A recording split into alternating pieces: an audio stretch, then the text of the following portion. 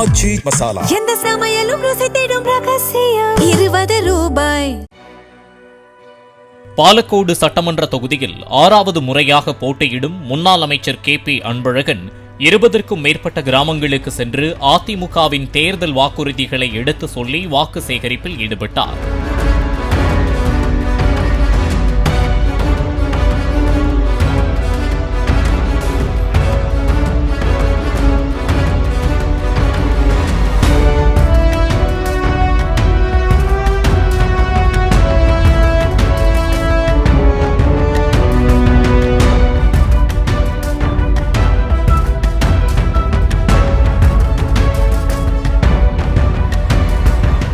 ஆச்சி மசாலா எந்த சமையலும் ருசி தேடும் ரகசியம் 20 ரூபாய்.